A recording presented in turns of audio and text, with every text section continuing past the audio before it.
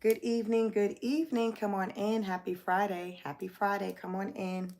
We have a lot to talk about on Chic Speaks on it tonight. Come on in. Listen, I got my notes. Those who are followers know I was in Washington, D.C. this week. Boots on ground. So I saw a lot. I have a lot to talk about. Come on in. Like, share, subscribe. O's and Rose, welcome. Come on in. Please like the video. We have a lot to talk about. There's a lot going on. And yeah, it's Friday. Where else do we have to be? We're going to talk about all things politics. We just going to get into it. That's what we're going to do. That's what we do over here. Tonight's going to be no different. We are going to get into it. We're going to get into this stock market. We're going to get into this El Salvadorian prisoner, Kilmar Armando Abrego. We're going to listen, we got to get into it. Judge said, listen, bring that man home. Bring that man on home. So I want to talk about it. I want to get into the details surrounding this man's, what do you want to call it? His arrest? His ICE arrest? Because ICE did round him up. Like, ICE round up a bunch of other ones too, but he was one of them.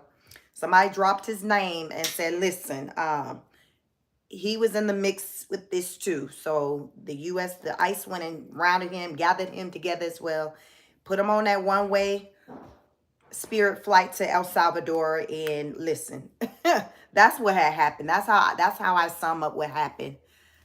The federal courts are like,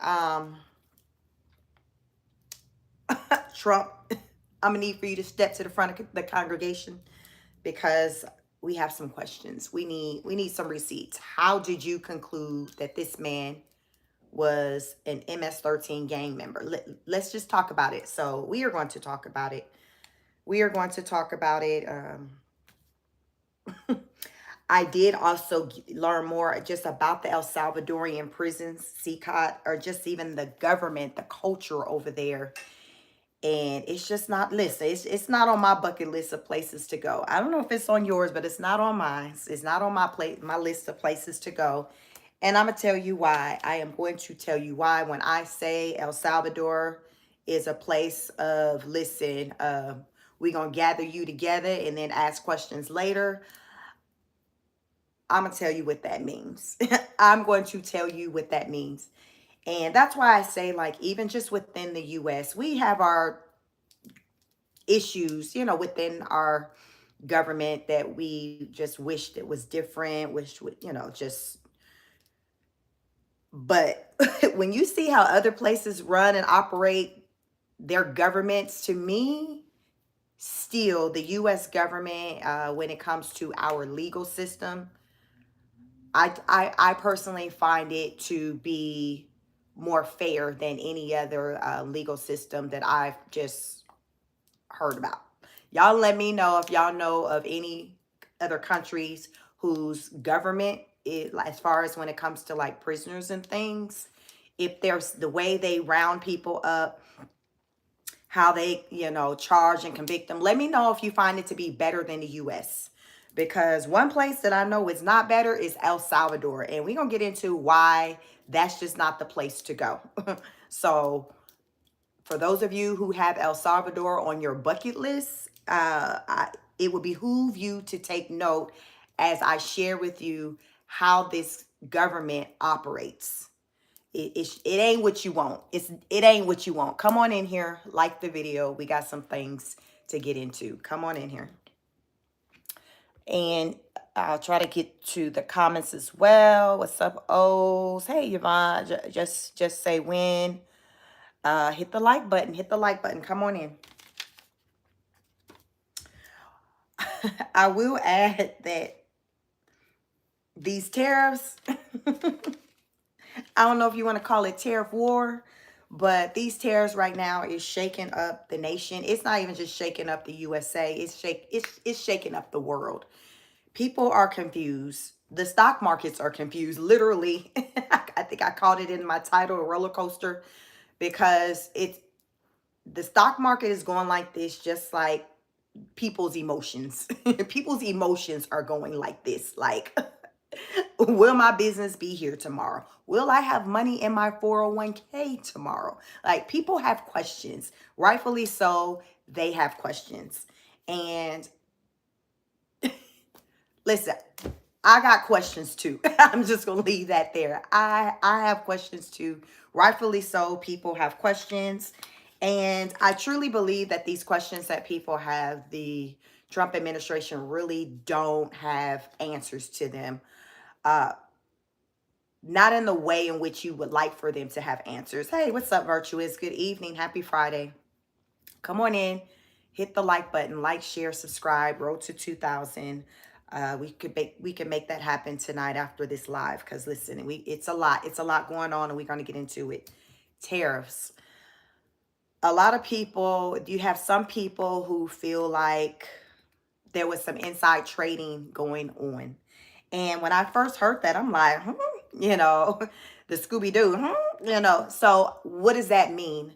So what's been going on? The reason why some people are saying that is because the night before, let me see, so that would have been April 8th, because April 9th was supposed to be the official first start of the additional tariffs being set to like 80 plus countries, including China.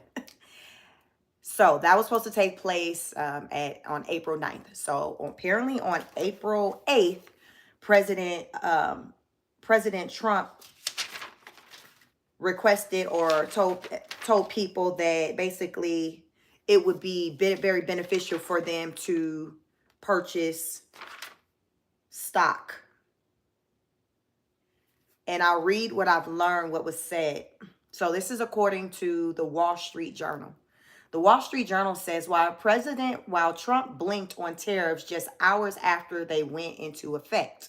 So, according to the Wall Street Journal, it said that Trump told advisors that he was willing to take pain. He privately acknowledged that his trade policies could trigger a recession, but said he wanted to be sure it didn't cause a depression.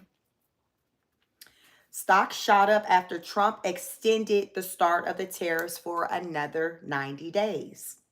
Now, peep this. According to AP, that's the Associated Press News, Trump offers, this is what they say he put out there. Trump offers buy tip, quote unquote buy. So he offered a buying tip, a buy tip on social media hours before tariff pause that made stocks soar up. So what they're saying is that hours before, like it's April 9th, he did a post on social media that was centered around purchasing, buying stocks, bonds, things like that, making purchases. So this would have been April 8th. So Tuesday. So on Tuesday. So he puts a tip out there on social media hours before the tariff pause that made stocks soar. So whatever the tip was that he put out there, it made stocks soar. It said it's not clear if Trump was saying buying stocks in general or if Trump media in particular. But Trump media closed at 22.67%, soaring twice as much as the broader market. So some people the reason why they're attaching insider trading name on it is because right before he made a decision that anybody would figure would shift the market, he put out a statement or something on his social media centered around buying, the buying of like stocks and things like that. So people listened. And then the next day, unbeknown to the world, like we knew, okay, hey, April 9th, the tariffs are going to go into effect. The tariffs are going to go into effect. Let me see. I don't have it in front of me. The tariffs are going to go into effect. So this is what we know. We like, oh, snap, tariffs going into effect. So hours into the tariffs going into effect, he then comes out and says that, hey, we're going to stop it for 90 days. So remember the day before, people ran out and purchased, did a lot of, purchasing and moving around and things like that of their stock. The next day, the tariffs goes into effect. Some hours later, after they go into effect, he says, hey, we're going to pause them and then we'll resume in 90 days. We'll resume in 90 days. So when that happened, the stock shot up. The stock shot up when that happened. What's up, Mike D? Thank you for the super chat. You said, is Mexico safe to travel to? And El Salvador. I don't... I'm going to explain why I say be mindful. Give me a minute. I'm going to explain why I say be mindful going to El Salvador. Because El Salvador is very, very strict. They're very strict. They're more strict in a way than what I've seen here in the USA. So anyone else who's from other countries, you can talk about if whether or not you find the US to be more strict than your country. But for me and what I've come to learn about the legal system here in the US, to me, it is more organized. It's more palatable than that of other countries. So like I said, back to the tariffs, Trump, hours within April 19th, he was like, yo, okay. We're gonna pause, and we're gonna give it 90 days. Our phone's ringing off the hook. We got at least 75 countries calling us saying, yo, let me holler at you. Let's talk. So he was like, okay, I'm going to put a pause, because pretty much it seems like everybody except for China was ready to talk. So he's like, okay, I'm going to pause. I'm going to entertain these conversations. And then we going to circle back around in 90 days and let y'all know how it went. To me, it makes sense, as far as with him saying, hey, let's pause this, because now people are like, even though it's in the final hour, but it be like that. Sometimes people think you not serious about what you say you about to do. You're not going to stand on business. I don't know how they thought that man wasn't a man to stand on business. But anyway, they decided to just call his bluff. April 9th came. The tariffs went into effect. And now they're like, yo, hold up, player. Let me holler at you. So we got a lot of let me holler at you. And Trump like, all right, then we can talk. He said, I heard Caroline today at the press conference say that next week, the leader for, I think it was Italy, they will be in town to have a meeting with President Trump. So she said their phone lines are ringing off the hook. Everybody calling except for China. You know what China doing? China is creating memes right now. Let me know in the comments if y'all seen any of the memes that China has created. Talking about Trump and his ideas centered around manufacturing. I saw them today as I was preparing for this live. I'm like, what? So they're like, yo, Trump need to add another 10% on China just for these memes, these videos. So China is now mocking the U.S. with hilarious memes, mocking Trump's reindustrialization reindustrialization push. Okay. So they have these videos, y'all, out there of like some overweight. So let me tell you, I'm going to tell y'all what one of the videos looked. What it was like a news clip, and it was like a compilation of these videos, you all, that I saw. So China created these videos, and one of them had like these overweight fat workers making some shoes with, y'all know them old school sewing machines that your mama or grandmama had. Some of y'all probably had them too. So the old school sewing machines, they had them old school just sewing machines. Everybody in the video was fat white men, fat white women. They eating burgers, and they got some shoes, and they're sewing. They're using the sewing machine. Remember the old school sewing machine that you would have in your house that the seamstress would have? They got the sewing machine, and then the overweight fat. It was a fat white men, fat white women is what they had in the video. Listen, it's out there. And they're sewing some shoes, eating burgers, looking just as sorry and lazy. Then they have another scene with some other factory workers of like some other people that look like they may be of Indian descent in the warehouse. I hadn't seen any videos that had any black people doing the work. I guess China, like, I don't know who you finna get to do the work, but who I know ain't finna do the work is them black folks. Them black folks is not finna be playing with you, Trump. They ain't finna be playing this game with you, Trump. Y'all, none of the clips I seen had anybody that looked like me in it. So the next clip was in like a factory, and it had like some white men or some Indian looking men, and they just trying to put together a phone or something, because y'all know the Apple phone is supposed to be made over here too now. It got snatched from China. So they got them working, trying to figure out life inside of the the facility. And then they got this somber stress, like this music, this depressing music playing in the background. And then they got the people looking all pitiful and stuff. Listen, that's what they said when we got going. They like, yo, this is what your president's vision is for you. So somebody was like, well, it's sad that they talking about the fact that we about to try to have our people looking like how they people been looking for how long? So y'all, it's the tit for tat for me. It's the tit for tat for me. So yeah, China, I'm gonna go on a whim and say that they didn't call his phone line today. It's many people who got the lines backed up, but we gonna agree that China ain't one of them. China ain't not if they putting out videos like that. I don't know how you drop a video like that and then you be like, Trump, let me holler at you. Can we talk? I don't know. In the video, they got one video where Trump is so they have a man in China. And I see y'all come in. Y'all come on in, like the video. I'm gonna get into these comments. So there is a man in China who's supposed to be portraying Trump, and he's kind of like, big and round. He got the Trump body.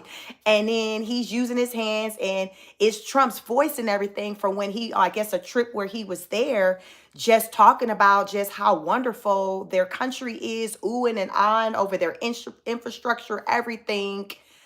So what they're doing is making fun of they're saying like, yo, like just yesterday you was oohing and ahhing talking about how great we are and how on top of things we are, and we're doing it in a way that no one else, including you, is not doing it. But then now today, we ain't good enough. You don't want what we got to give. That's the story behind the messaging from that particular clip or advertisement. They're like, yo, like, what, are we good or are we not? Because not that long ago, you were just praising us to the world. And so they had an Asian man, and he was walking, he was on boots on ground. Like, I was in DC, you all. I was in DC this week. Check out those videos. I was in DC 3 days, boots on ground. They're titled day 1, 2, 3. This man was boots on ground in China, and he was walking, and he was acting like Trump, and it was all Trump's words, and he was mouthing, to the words that Trump had to say in regarding their country, China.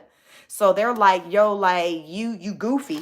So at the end of the videos where they showed the American workers working in the factories listening to depressing music, the ad ends with "Make America Great Again." So I'm going to say that China ain't probably going to be calling probably this week. They probably ain't calling this week. They probably ain't calling this week. They going to sleep on it. Maybe they'll be feeling a little better by Wednesday. Because they got time today. They got time today. And y'all know Trump don't like nobody talking about him. So as soon as they start running his line, he gonna be like, let's talk about this video. Hey, what's up, Veronica? He gonna be like, let's talk about these videos that you got out here talking about me. Let's start there. Y'all know Trump's sensitive when people be talking about him. Oh my goodness. But yeah, y'all look for those videos. But Holy Mindset, you said, what are you discussing today? Trump, these tariffs, El Salvador, this man who the local federal government said that Trump needs to put on that Spirit flight and send him back on home to Maryland, where I just left yesterday, because that's where I was staying. I was staying at an Airbnb in Maryland, and I was looking around like, yo, like, Kilmar, where are you? Kilmar, where are you? Because the federal judge originally had, as of last week, I think it was last Friday, ordered the Trump administration to have that man back home on Monday by 11:59 p.m. That was my first day when I arrived in the state of Maryland for my week spring break trip with the family. So I'm like, yo, like, Maryland, like, this, we should be seeing Kilmar. Where is Kilmar? Like, where is Waldo? I was on my where is Kilmar? Where is Kilmar? So the Trump administration requested for like this emergency hearing from the SCOTUS, the Supreme Court, for them to review the case. Because remember, the federal courts was like, yo, you got until Monday at 11:59. The federal court stepped in and was just like, okay. I'm sorry, the Supreme Court stepped in, was like, okay, federal court, pump your brakes, let us review this. Let's just see what's going on here. So that kind of removed and that whole little deadline of 11:59 this past Monday, which would have been April 7th. April 7th. So fast forward to yesterday,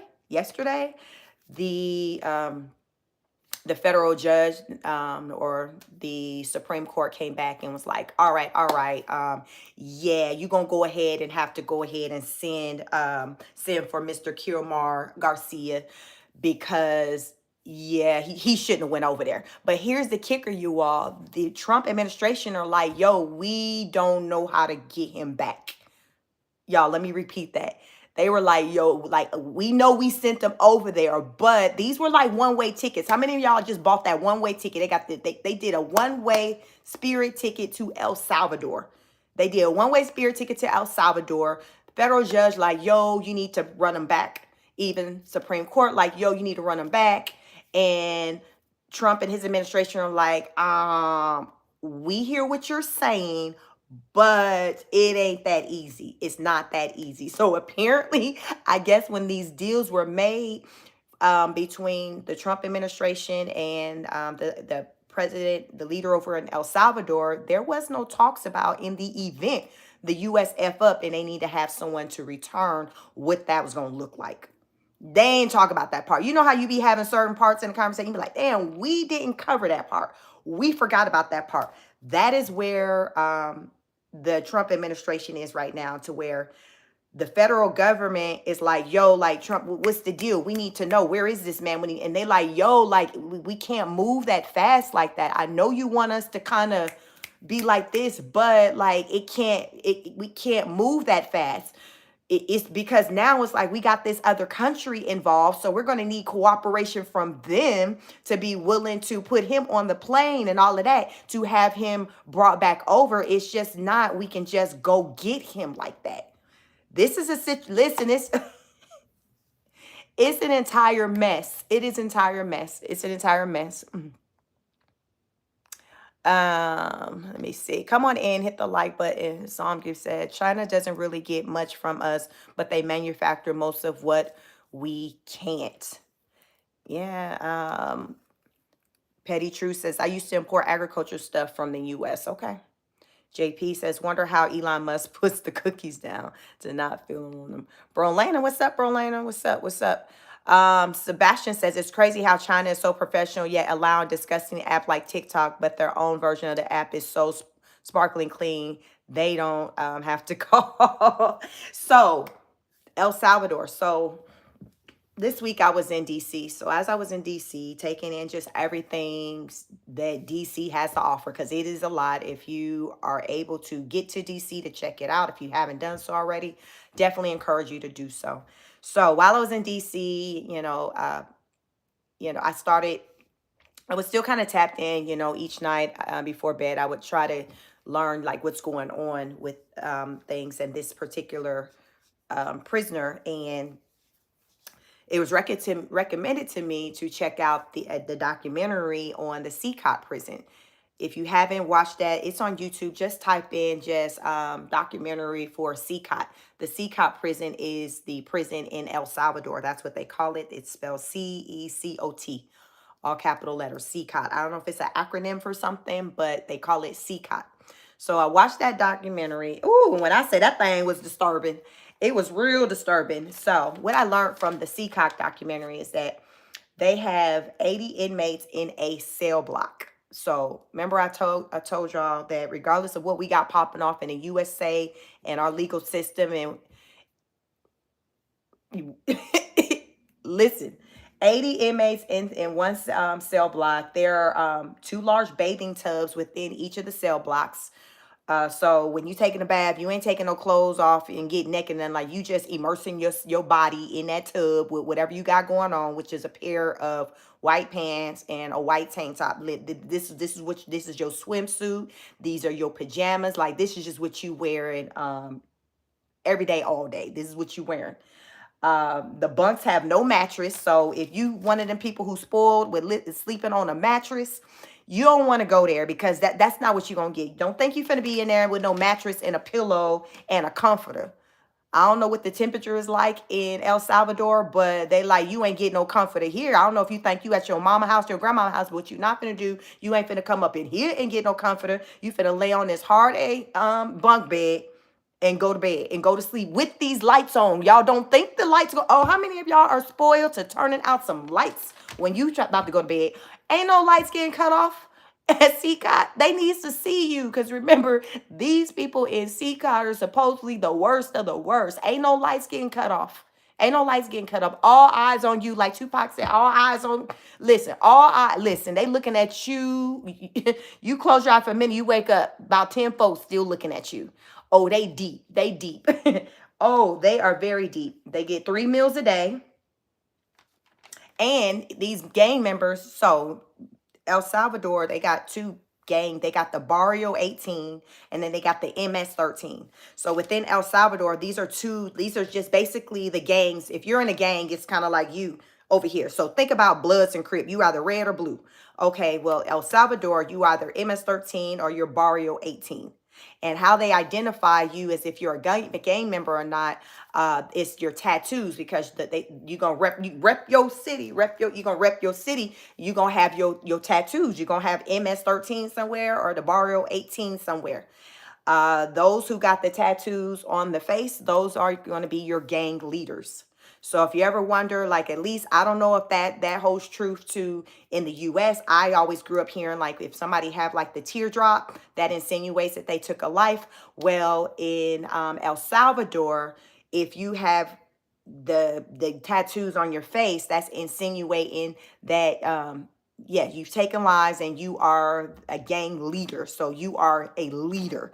And remember, I've talked on this channel how when I've seen clips for CCOT, how everybody's tatted up and you got a lot of them who has like tattoos on their face. So now that I understand what that means over there, it lets me know, okay, these ones that had the tattoos on their face, they were a leader. They held some type of leadership type position.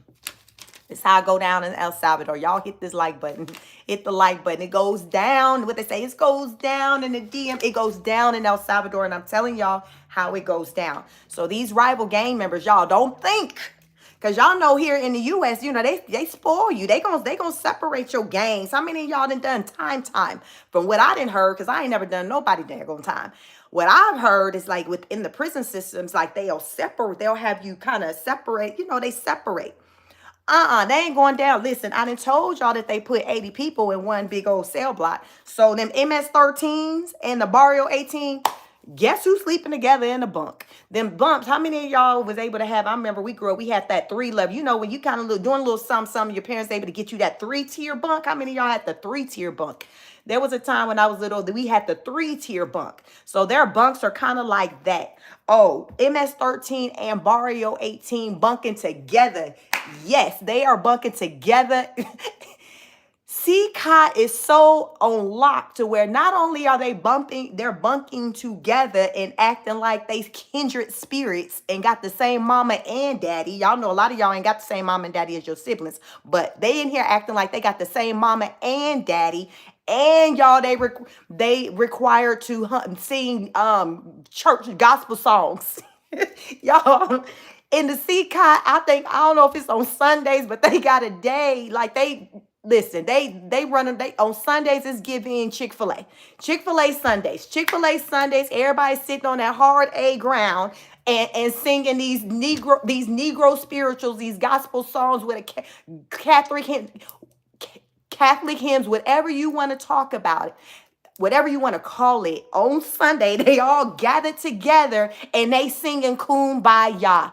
Y'all, I ain't making this ish up. I told you that ain't what you want. So next time you get pissed off at what's going on in the USA, think about what I'm telling you about what's going on in El Salvador. I said, what the heck? Yes, they are making them sing spiritual songs together. I think on Sundays. It is one day during the week. I feel like it was on Sunday that they do it. So the camera showed them all like sitting on the ground. Listen, they knew the words. You know how you might be in an environment and you be like, I'm new to this. Oh no, they knew the words. They were singing, you know. You know how you feeling something, you do your sway, and they was into it. You know, you got that one thing that you looking forward to, like, oh, it's Sunday, yo, we about to go to church on Sunday. It ain't no getting into no church clothes. Remember, I done told you, you got them one pair of drawers, then the pants, and that white tee, That's all you got. So that's gonna be your Sunday's best outfit. Remember, I done told you that you're bathing in that outfit and then you're sleeping in that outfit. There is no other look. Everybody on their Lisa Ray wearing white. Everybody on their Lisa Ray wearing white. A lot of people ain't never liked it. Some people don't like white because they say it make them look big. Well, hell, you finna be looking big in there because white is the only option. We ain't got black to make you look trim. You listen. They feeding you 3 meals a day anyway, so there's no reason for you to be fat nasty because, listen, you getting 3 meals, so you ain't overeating. I did not see not one person who had excess belly fat or nothing like that. I promise you, everybody was skinny. Everybody was skinny. Some people may want to go to El Salvador because they struggling to get that weight off on their own and push away from the table. Oh, El Salvador is going to get you all the way together. El Salvador going to get you all the way together. All the way. Everybody skinhead. What I mean by that, the first day one, you get off that plane, wherever you didn't got imported from, whatever, the Spirit plane, whatever, first stop, the barbershop. And you don't think you getting a lineup. You're not getting a lineup. They don't know nothing about a lineup. They will shave your ish off. So this guy, Kilmar coming back skinhead. Kilmar gonna have to grow his ish back because remember, Kilmar, when he got there, the first stop was to the barbershop. And you know how you that janky barber, y'all know that it always be that barber that nobody don't want to go to. But okay, so that's the one that's cutting your hair. That is the one that's cutting your hair. So those of you who stuck on needing your ish to be tightened and looking a certain way, El Salvador ain't what you want because they don't give a dang about what a fade, a line, a shape. Everybody getting the skinhead special. I'm not even making this issue up, y'all. I'm just telling y'all it's on the internet. You can go see for yourself. This is how it goes down at the El Salvadorian prison. They was like, yo, we don't have no problems. They got a gabillion. They got all these military people. Like they showed you the arsenal where they keep all their weapons if just in case ish get funky and somebody want to nuck if you want to do all that, they got something for you. They got these big old Rambo. Y'all, how many of y'all seen Rambo? Just picture about about 700 to 1,000 Rambo guns. Like that is what they had in the arsenal, like on site, y'all. This ish, what's up, Francis? This ish was on site. Don't start none, won't be none. That is the face of don't start none, won't be none. They gather you all the way together. I done told y'all they got the MS-13 and the Barrio 18 like this. They are like kindred spirits, like as though they got the same mama and daddy. Y'all know most of us ain't got the same mama and daddy with all our siblings. They like this, like they got the same mama and daddy, like they ain't just knocked off they cellmate brother, mama, sister. Oh, they just like this and singing Negro spirituals on Sundays. I'm not even making this ish up. That is the sad part about it. Don't take your A to El Salvador. Don't take your A to El Salvador if you want to. Don't act like you didn't know how it goes down there because she done told you how it goes down. And when you go over there, I assure you, you're going to be like, dang, she called it. She said this ish was effed up. She showed it.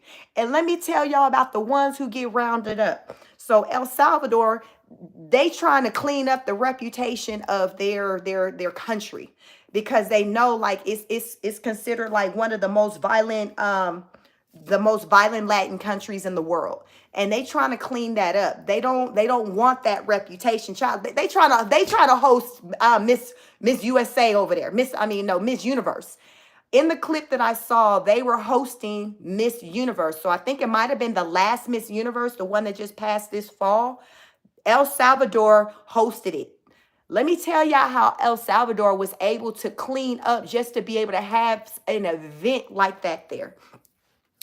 The president implemented a system to where the police are required to round up. They have a quota of people that they need to round up every day, to vet them for being a part of a gang.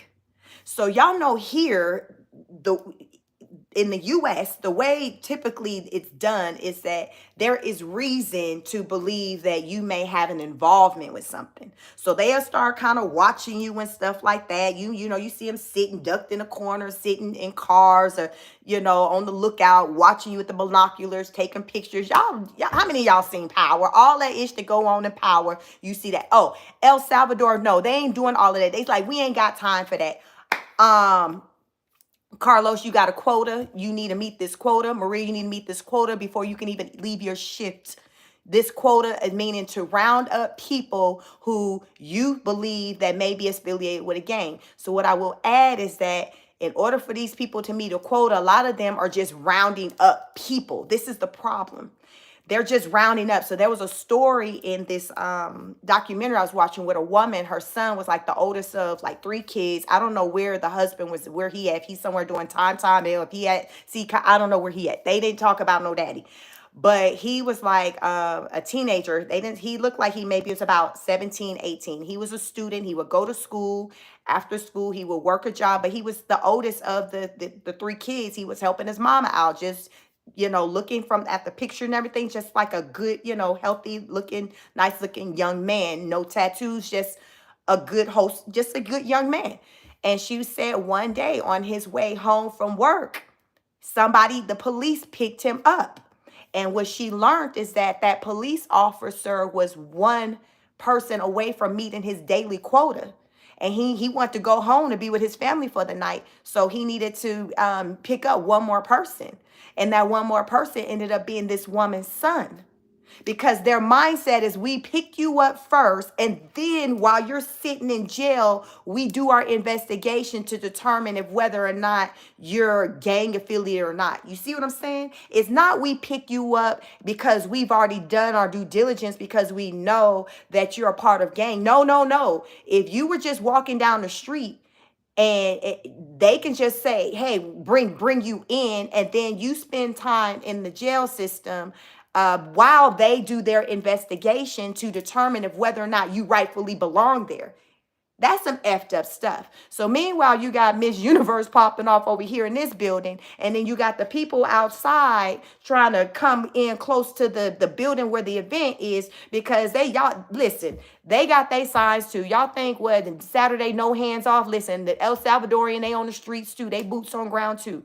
They mad because they like, yo, like, you're trying to clean up El Salvador and clean up the streets, but at the expense of just putting innocent people behind bars because you want this image of, okay, our streets are cleaned up. Our streets are cleaned up, but you're rounding up innocent people. So keep game. So when your loved ones rounded up, every night you got family that stands outside of the jails. They stand outside of the jails to see if their loved one will be released. Because remember, they say kick ass and take names later. Like, that's kind of how they operate. They round you up first and then they weed you out. And when they conclude that, hey, you're not a gang affiliate, the gang, you're not a part of a gang, then they let you go. So this mom, remember I told you her son, he had been locked up for 18 months by the time I was watching this documentary.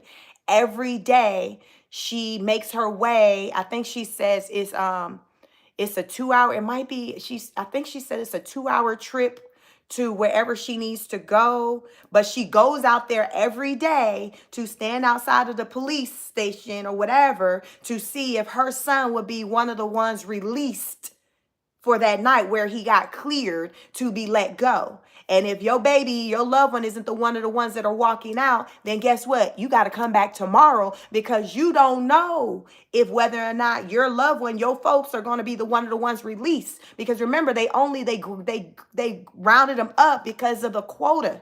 There was a guy in the documentary who was like, yo, like, he was a police officer. He quit. He was like,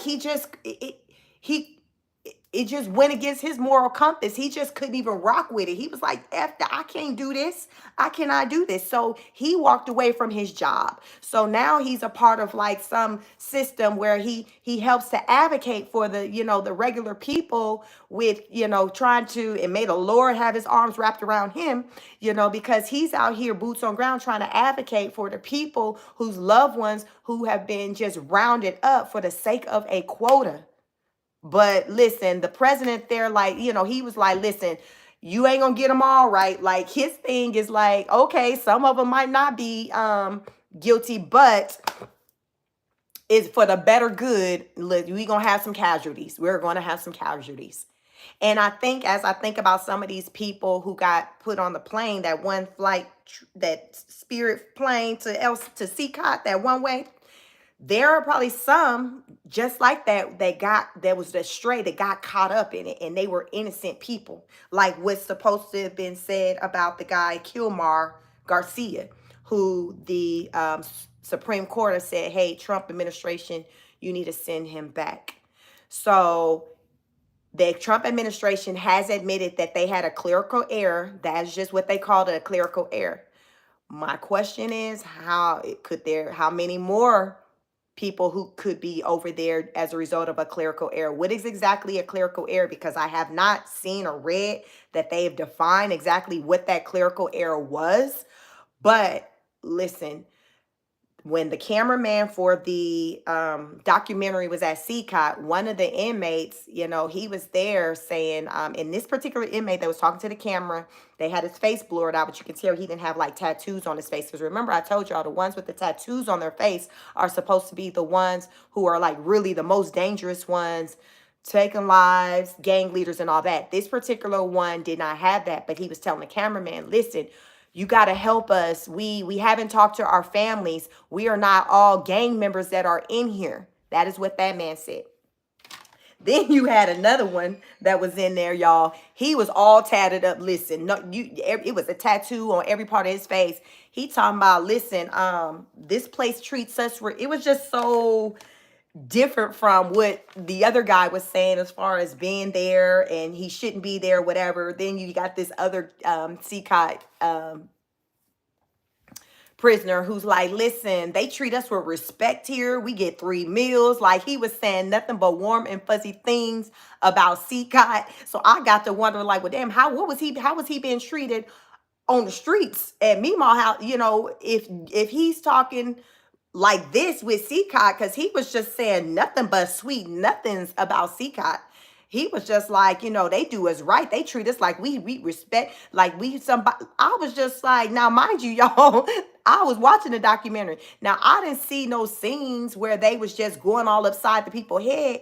But the way this man was just saying these nice things about CCOT, he just was talking about it like it was like the Days Inn or the Hilton, the Marriott. Like, he was like talking like he was at the Marriott.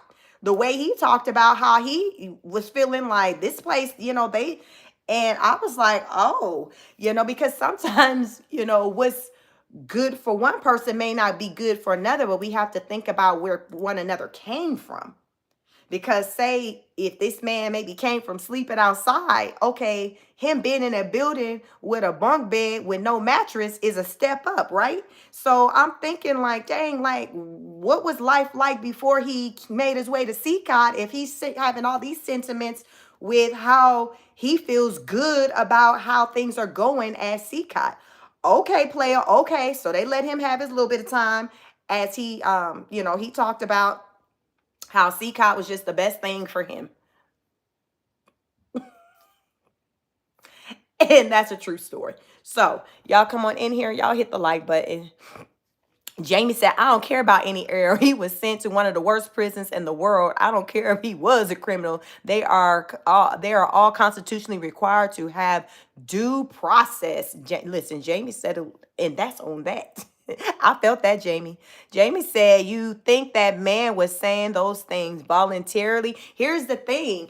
He maybe not. I don't know. He probably not, because listen, they allowed him to have like 10 minutes Like they removed him from the group of the people and put him into another room, and he was able to be interviewed. So while he was talking and he was saying what he was saying, then the warden, whoever over it, was like, all right, then time's up. So they might have said to say these things warm and fuzzy. So you right about that, but that's what he's on record of saying. That is what he was on record of saying.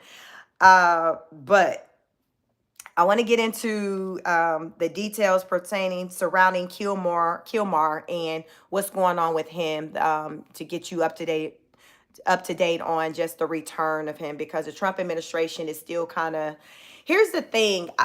They're saying it was a clerical error for him to be sent over there. So I'm not exactly sure what that means, like as far as when he comes back, if it means that, okay, well, when he come back, he'll still be sent back to, because I think this guy is actually from El Salvador. So I don't know if when he come back, it was like, okay, well, we'll send you back, but not to the El Salvadorian prison. You'll just go back. I don't know. It's just a lot of moving parts with this one. Jamie said he would have been punished otherwise. Listen, Jamie, that's what that man said. Maybe so, but listen, they had hosted Miss Universe there.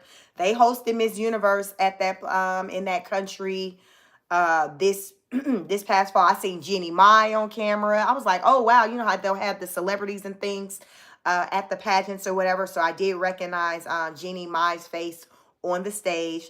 The locals wanted to get really close, and boycott outside of the building, so I guess the people could see that the locals aren't happy about what's going on in the country, but the guards just blocked them, so they couldn't get past a certain point. So the locals, or the guests who was there for the country, likely did not, see these people and see their signs as they talked about, not being happy with how things was going on in their country. So I came across this article on NPR. It says Maryland judge again asked government to return the man wrongly deported to El Salvador.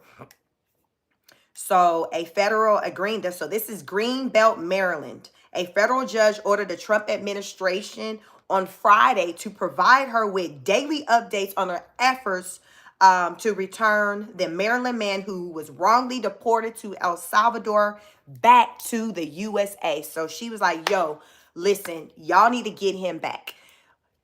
So I want you all to think about it as I'm reading all of this and putting yourself in a situation of either you or a loved one being picked up, sent somewhere, and then the people who sent them acknowledge that, oh, snap, yeah, we made an error. Think about that, because the Trump administration is sitting in, oh, we made an error. Think about that. So it's not like it's still a battle. They're like, oh, yeah, we made an error, but we're still, in the process with trying to get the person back. So just want to throw that out there. The mood was tense in the courtroom as Judge Paula Zinnes chastised the department's lawyers and expressed frustration with the government's efforts to comply. So she's feeling like, yo, y'all dragging y'all feet. You all have acknowledged that this man, there was an error made. What's the deal? Why we're now with today's Friday? Like, y'all acknowledged what a couple of days ago that y'all effed up. Like, what's the deal? What is taking so long? So this is where this judge is sitting in. She's wanting to know, like, what's going on? What's taking so long? The hearing followed Thursday's Supreme Court ruling largely upholding Zinnes' original order to bring Kilmar Armando Abrego Garcia back to the USA. Man, he got a lot of names. He got more names than me.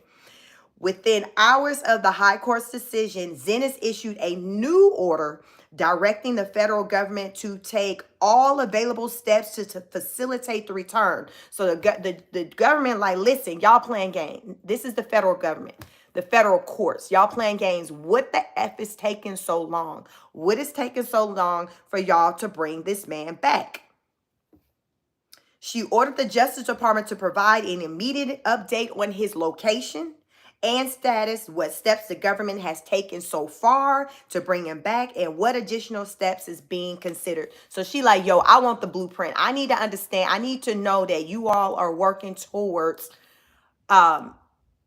undoing what you did. Like, I need to know, because I'm not seeing any movement. Y'all saying it's a process. Okay, let me know where you at. Okay, so today, Friday. What popped off today? What's today? What can we expect that's supposed to take place? Look, I need to understand what y'all doing. This is the energy, the mood that this judge has.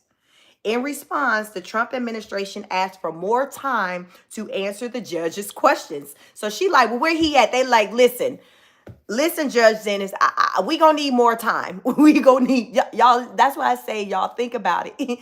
Think about you being in a situation, you or your loved one, someplace where the people who put you there have acknowledged that they effed up, and they telling you, well, we gonna need some more time to undo it. Her question is, yo, where he at? We need some more time before we answer your questions. Y'all, I'm not making this ish up. I'm not making this ish up. Come on in here, like the video. So in response, the Trump administration asked for more time to answer the judge's questions, arguing that the government needs a meaningful opportunity to review the Supreme Court's decision before it is ordered to report what steps it will take in response to that decision. So Trump administration said, listen, we need to, we know the Supreme Court, yeah, they said we need to go ahead and bring Kilmar back, but we still need to kind of get an understanding on what they mean. What do you mean? They still like, listen, we try to go through. It's not enough for them to say, because the Supreme Court said, okay, go ahead and bring him back. They like, no, we got to try to understand like exactly what do they mean. Foreign affairs cannot, so the quote, foreign affairs cannot operate on a judicial timeline, in parts because it involves sensitive country-specific considerations, wholly inappropriate for judicial review, the lawyers wrote in another filing. So they're like, yeah, judge, like, we hear what you're trying to say, but like, this is a bit above your pay grade. Like, it's some other ish that's got to take place before we can bring him back. So it ain't that just like, okay, we roll up to San Quentin, Alcatraz or something and just walk in and go get played. Y'all see how they show in the movie. They like, it ain't like that. It ain't like that. It is some other red tape. Like, it's some other folks we got to have some conversations with, and they don't have to cooperate with us like that. So you can give us a timeline all you want, but there's another country that we're playing with, and they probably gonna be like, F your timelines. We wipe our behind with your time. We don't care. You see what I'm saying? So they're like, yo, we hear what you're saying, but listen, we working, sis. We working. That's the message that the Trump administration is giving to this judge. We are working. We hear you. We're working. Judge like, yo, I'm not asking for state secrets. She said, Zenith said, he's not here. The government was prohibited from sending him to El Salvador. I'm asking just a very sense question. Where he at? She like, yo, my question is, where is this man? Where is this man? Harpo, where this man at? Like, that's her basic questions. Like, where is this man? And the Trump administration, like, they just two-stepping over. They not answering that question for her. They like, yo, see, what had happened was, how many of y'all, you know how you asking the questions and you get that, what had happened was, and you getting everything, but you getting lip service, but you ain't getting the answers to your question. That is how this federal judge feel when it comes to this guy. What's his name? What's this man name? Kilmar. This is how she feels about the situation with Kilmar. It's like, yo, like, I'm just saying, where is he? Like, it's not that deep. I'm not asking for, I'm just like, where is he?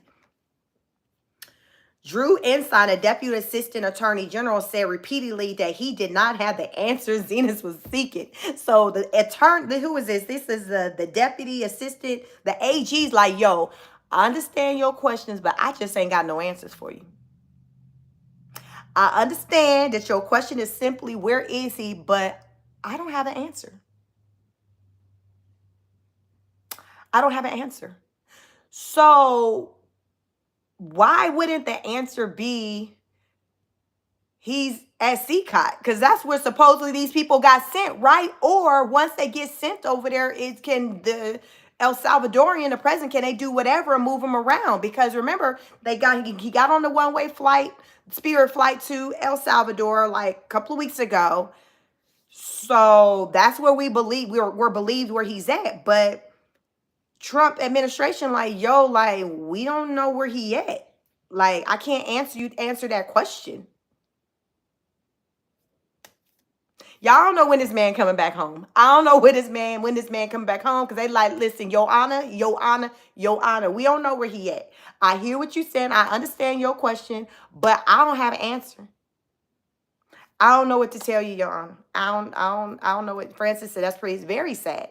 So that's why I started by saying, put yourself in this situation or your loved one, where the person who sent you or the loved one to wherever said, oh my, we effed up. And then now the person, the judge is saying, okay, undo it. And then that person, that group is saying, I don't know how. I mean, I hear what you're saying, but I don't.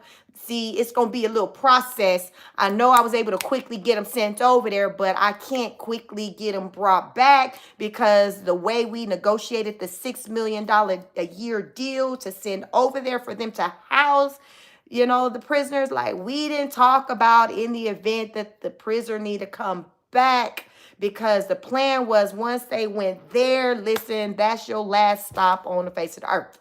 That's your last stop. Like, you ain't, listen, you ain't getting no visitors. You don't get no phone calls, no letters. Like, listen, I told you they sitting on Sundays singing Negro spirituals,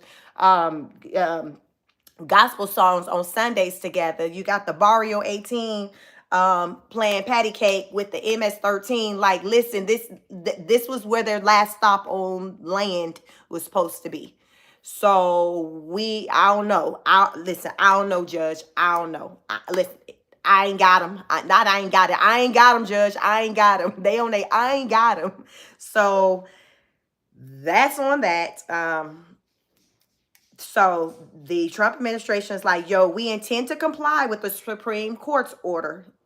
Inside told the judge, we're actively taking steps to do so. We are not able to meet the court's deadlines because they're impracticable. So what they mean is saying, yeah, what you're wanting, this deadline and how quickly you're wanting us to move, it's not really practical in this situation. Because why? Because now they got another country involved. So they ain't running ish. They not running ish. They still got to comply and work with the president over in El Salvador. It's not like, okay, the Maryland guy got sent to California, or he got sent to New York, or Georgia, Texas, where he's within just the U.S. and we're all still underneath that kind of that same federal court jurisdiction. And you just say, hey, go pick him up, ride, or take a flight out to, Texas or whatever. It's not that. We're now in a whole nother territory. So you can't just go into somebody else's country or pick up the phone and call them and tell them what they need to do. Because remember, they making money off of these people that's there. So the idea of it's just not a thing. It's not a thing to just go over to these countries or call them and say what you better do. Because if it was that easy, China be doing what Trump want them to do. And y'all see they out here making whole memes, just call it basically insinuating that he just dumb. So the U.S. we just run the U.S. How about that? We run the U.S. We have allies with other countries, but we're not running things over there. So they're like, Judge, you don't understand, but yeah, we'll get back to you. We will get back to you. Abrego Garcia's case has become a high-stakes clash between the White House and courts, and the latest case to test how quickly the Trump administration can remove people it says are threats to American safeties. His case is unique in that the administration admitted his deportation was a mistake, but says he cannot be brought back. Imagine somebody admitting that they effed up, and then they follow up with, I can't undo it. My bad. We'll do better going forward. Like, that is where we are with this. We effed up. My bad. Our bad. But we can't kind of undo it. Like, we don't have that part worked out. But what we promise, we'll do better going forward. We'll do our due diligence going forward.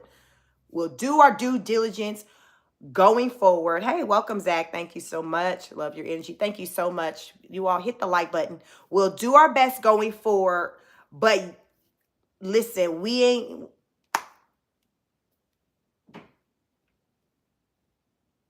win some, we lose some. Sometimes we make a mistake. I'm not perfect. What they're telling the judge, listen, we're not perfect. We effed up. We made a mistake. And this is one that we kind of finding it hard to undo, but we do acknowledge that we effed up. We do acknowledge that. And we will do better going forward. That's all we got. Listen, that's all we got. Can you imagine somebody telling you that? Can you imagine somebody telling you that? Like, what does it do for you that someone's saying, you know what, bro, Lena, yes, I know I effed you over and it resulted in you taking this severe L. I can't fix that, but I promise you I'm not going to do that again and let somebody else take an L the way you did. I'm going to pay it forward by making sure that I take care of that next person that comes before me. That's how I'm going to pay it forward. I know you down bad. I know you down bad. My apologies. My apologies. But I can't do nothing about your situation. But going forward, listen, we ain't finna have them problems. We gonna make sure that everything gonna be what it's supposed to be. We gonna double check, triple check, quadruple check. Like, we not gonna have nobody in a situation like you. So I just want you to understand that we recognize how we effed you over, but we not gonna do it again to anyone else. And our bad that you caught the stray, and you are the way that we learned our lesson. You will forever go down in history as the reason why we do things better, bro, Lena. You will be the reason why we do things better. This is the message. This is how I'm interpreting what's being said, you all. Brolena says, nah, give me back my family member. Yes, that is the energy. That is the energy. That is the energy. Let's carry on. See what else. Okay. So there's that. The Supreme Court on Thursday directed the Trump administration to facilitate Abrego Garcia's release from custody in El Salvador and to be prepared to share what it can concerning the steps it has taken and the prospect of further steps. So basically she said, I need y'all blueprint. I need the game plan on what y'all trying to do, because y'all acknowledging that y'all effed up does nothing for this family, me, whatever, this court system. You can acknowledge something all day long. I need the action plan. I need your action items. I need to know what you've done. We're gonna talk about what you've done, and then we're gonna talk about the next steps, because I need the full blueprint on what it's gonna take to get this man here. Because we gonna follow this blueprint that you about to outline to get this man back home. This is where we are with that. And I remember, I will add, you all, this is the Trump administration admitting, acknowledging that they effed up. Their words were, oh, we made a clerical error. So this is not, okay, the Trump administration being asked to do something that they're still fighting against. Their wording is, we made a clerical error. Oh, now that you told us to go back, double check, triple check our records, we do see that, we may have made an error with this one. With that one, just that one, because to me, what this is doing is leaving open a conversation of whether or not there are errors like this that have possibly been made with other people. Because, you know, here in the U.S., with our system, with our citizens, we have our day in court. And then you got to present your evidence. You got a jury. You got all of that. It's not just, okay, somebody just rounded you up and because you had a tattoo on your neck. Because y'all think, imagine in the U.S., if everybody who had a tattoo on their neck, if they were considered to be gang members and just get locked up. I see so many people these days that it seems like the tattoo on the neck is the new tattoo on the arm. I see more tattoos up here than any part of the body. This is all age groups. Grandmas too. I see them all. I don't know what the deal is with the tattoo on the neck. But in the American system is that you go through the due process. You're going to go through a due process. Whereas what happened with these people, that didn't happen. It was whatever, however the Trump administration concluded that they were criminals. Because I'm not going to say that these people that got sent over, some were, some weren't. I don't know. But the problem is that the Trump administration has yet to show receipts to any of those people who they sent over there. You know how your paper trail. Because my thing is, if you standing 10 toes down on that these people are actual legit criminal, you should have your receipts together. You got your paper trail. You got whatever you got that had you to conclude that this was the right move, right? The Trump administration have yet to show that. And this is an example of one where they're saying, oh, we effed up. And the only reason why that came to how it came about with them learning that they effed up is because this man's family got lawyered up. Think about the other people who may not even can afford lawyers. And they out at CCOT, because that is not, listen, that is not the Hilton or the Marriott. Think about the people who are there who families didn't have the money to get lawyered up to force the Trump administration to show their receipts to support that these people are doing these things. Because like I said, I believe there are people who are doing bad things, but I truly believe that there are more than just this one person possibly who could be there by mistake. And if there is any chance that there is someone there by mistake, it deserves to be explored. And my thing is, if that person is there by mistake and you bring them back, send them still back to deport them wherever they need to go. But to me, deportation shouldn't mean straight to a prison. Deportation should mean you go back home. You just go back home. Not, okay, you go to a prison. You go to a prison if you've been convicted. It's been proven that you did wrong, right? You don't go to a prison just because, oh, okay, you were here in the U.S., so we're just going to just send you to CCOT because we don't want you here. No. Do like they've done with a lot of other people. Like send them just back to their countries. Send them on a one-way flight back home. And then they make it do what it do. And if they get caught up doing whatever and they wind up in jail, that's their business. But I don't feel like people, okay, if they're caught here and it hasn't been proven that they did anything wrong, they should end up in prison or a CCOT. That's just not, I don't know. That's just me. That's just me. So the judge is like, yo, I need to know the blueprint. I'm on my Jay-Z, the blueprint. I need to know the blueprint because I'm tired of y'all sitting in. Yeah, we effed up, but that's on that and it's just a period. I'm going to need more than that. I'm going to need more than your acknowledgement that you effed up. I'm going to need to know your game plan. What is your game plan?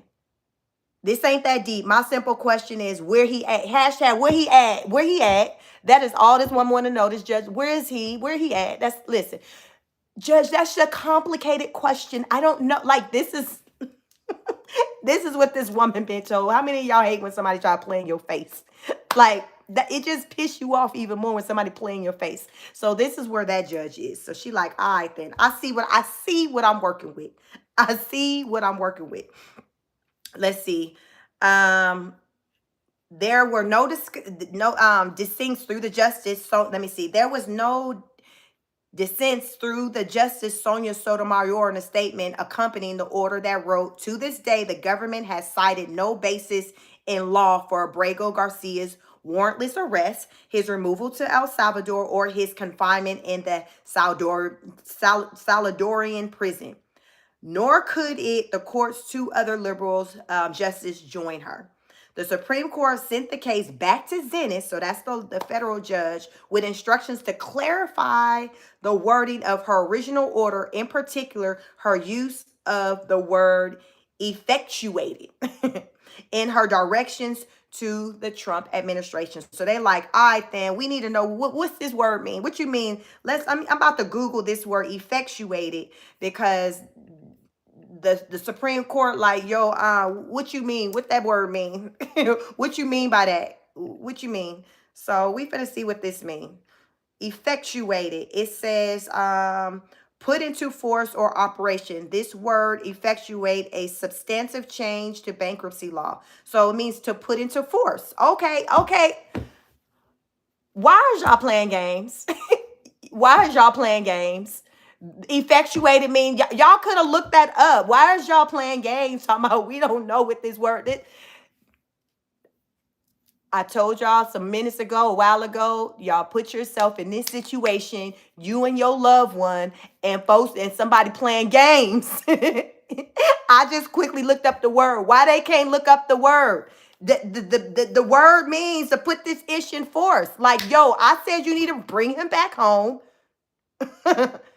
expeditiously. Like, that is what that means. What is you doing? Like, this is the issue. This is why people be going off, y'all. This is why people be popping off, because people be playing crazy. You done made it all the way up to here, and you talking about we need to know what you talking about with this word right here.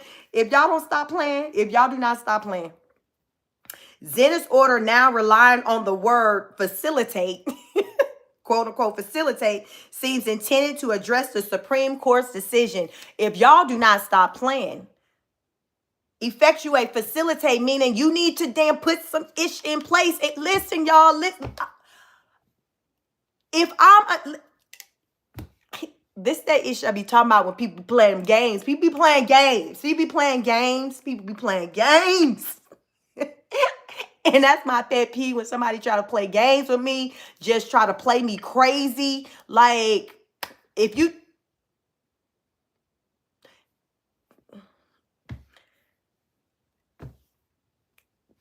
That's on that. Y'all hit the like button. I'm just trying to help y'all understand what's going on. This is what's going on between the back. Ain't nobody gonna break it down to y'all like this, but I need for y'all to understand what's going on. This is why it is held up, and that man is still somewhere in El Salvador, hopefully, because remember, the Trump administration said we don't know where he at.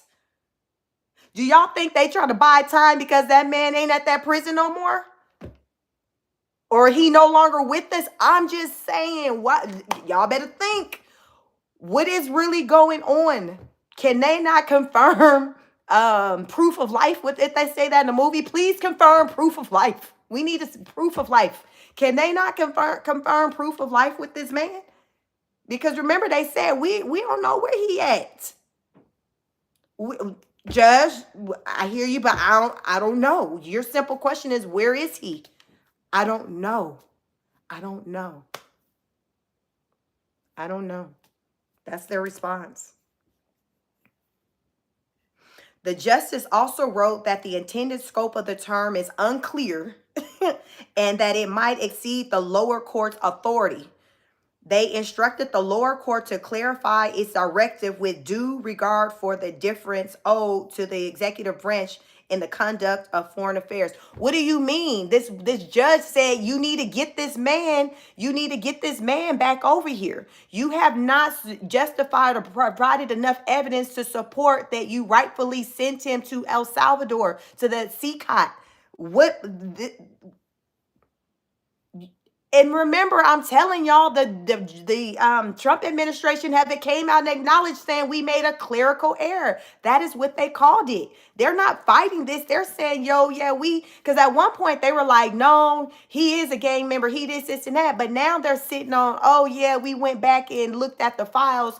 We made a clerical error. We made a clerical error.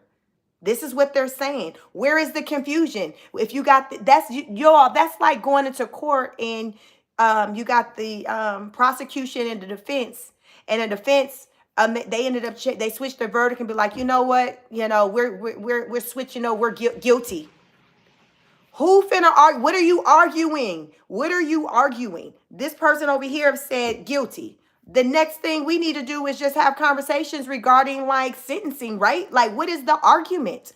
What is the argument? So the Trump administration have already said we effed up. What the F is the argument?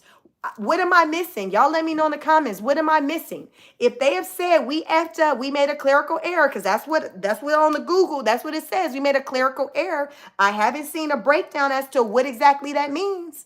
Because just before I traveled to DC, the Trisha McLaughlin, she works for the Department of Homeland Security. She was like, yo, this man is still affiliated with gang membership, whatever, whether he there or here, he's still finna be, locked up off the streets or whatever. That was the tone just as of like last week. Now, fast forward a week later, it's on we made a clerical error. What was the clerical error? What does that mean? What does that mean?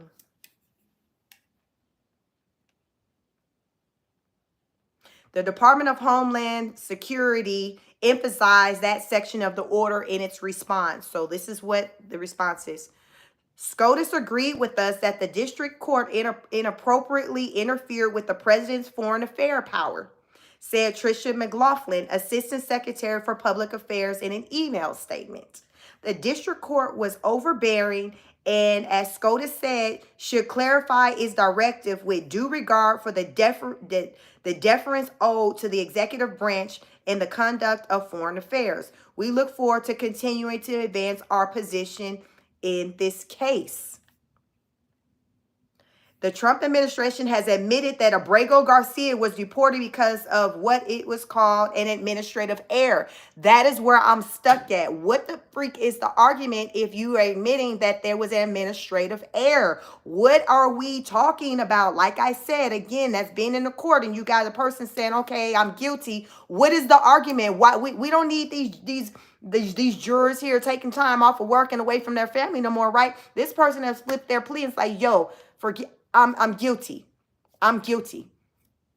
Let's move forward. There is no argument about what a judge isn't going to be up there saying, okay, well, talk to me and prove to me how you're guilty because I don't understand why you're guilty. Not like this ain't, that's what I say. Compare other countries and how they move to the U.S. and how we move when it comes to our legal system. Because the country in the U.S., the way it works, the way it's supposed to work is that, you have your fair day in court. And then you have the right to, to plead guilty or innocent. And then if you choose to plead guilty, then the conversation centered around if you did it, you didn't do it, that's done. Now we're talking about penalty. The Trump administration have acknowledged we made a clerical error, but there's still these conversations being had about certain uses of words on the federal level. When she said, yo, bring this man home, they cherry pick it. It's just like, what are we doing? It's giving, I'm buying time because I don't know where this man is. I don't know what's going on with him. What kind of liability you all would that be if something happened to that man? He's over there and all the court system has said that he needs to be back and he can't come back. Y'all, that's an effed up position to be in. And y'all, I'm over here. I tell y'all, those who may be new to my channel, y'all, I'm somebody, I voted for Trump. I rock with the Trump administration. But this is one of those things to where I'm very, very even ground where I can, when something seems to make sense and if something don't, I'm just going to speak on it. And when it comes to this situation and this man, it doesn't make sense to me. And it had made sense to me for some weeks, but all of this was rooted in the Trump administration's refusal to show receipts to support their reasoning for sending these people away, meaning to show the proof that these people were the worst of the worst. They've gotten on TV and done press conference about like the members of the MS-13. We gathered together, the leader and all that. They did that on that one. And then they recently did some roundups on 3 more right before I traveled to DC. But y'all, it's hundreds of them who've gotten placed on planes and sent over to El Salvador and CCOT. They have not spoke like that on all of them. It's more so been high level. This is what they did. So to me, I feel like the ones they done press conferences on, they got the receipts for them. But what about the other ones you didn't really do no press conferences on the particulars of those allegations? Y'all, I'm about to get back into, because this website I'm gonna let y'all know I'm on NPR and it's breaking it all down. And as I'm reading it, I'm just breaking it down to you all to help you understand what is being said. Welcome. Come on in here. We'll see what's up. Thank you so much. Jamie says, well, you, after I'm found out, can't believe you voted for him. I hope your family stays safe. But if not, you voted for it. Hey, I voted for better days. And at the time when I voted, that's what it was about. Because that's at the end of the day, you vote for at that time what you feel like somebody has shown you, what they said they're going to do. Like I said, The immigration is just this one. I'm here for all. Let me name off all the ish that I am here for. Why he got my vote? I'm here for men not playing with women in sports. I don't want your son playing with my daughter in sports. I just don't want that. I'm here for immigration as far as the control over just immigration, period, with you needing to follow certain rules and regulations to be over here. So I can run down why the F that I voted for him. You may be new to my channel. So I talk about over here the things that that I am for him and the things that I'm not. Because just because you rock with somebody don't mean that you're always 100% on board with what they do. Whether that's your spouse, your children, you're not always going to be here for everything that somebody does that you support. So this is a piece of what I'm not here for. But the bulk of how he's rolled, I'm here for it. That's on that. Welcome. Y'all hit the like button. Y'all hit the like button. So, but I damn sure Kamala get my vote. It just wasn't going to be an option. Listen, that wasn't an option. That wasn't an option. So come on in here. Let's get back to this article. So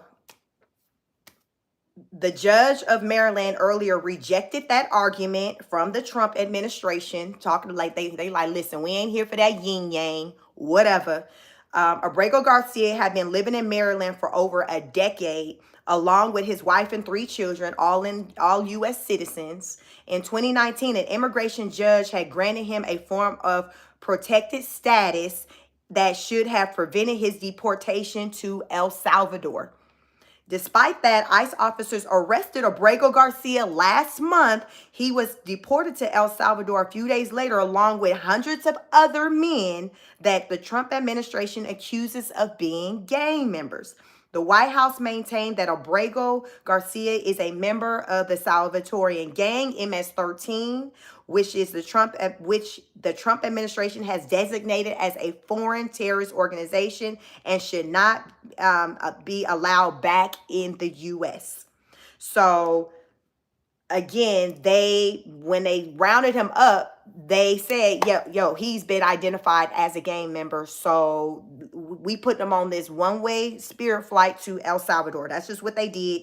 He went over there with hundreds. I think it was maybe like 3 planes that went over there. So he went by himself. He went on over to El Salvador on that one-way flight, on that one-way Spirit flight. But Abrego's lawyers dispute that. They say he has been living peacefully in Maryland for 14 years and has never been charged or convicted of a crime in any country. Abrego Garcia's lawyer argued that the MS-13 allegations are based largely on the accusation from a confidential informant who accused him of being a member of a gang in New York, where Abrego Garcia has never lived.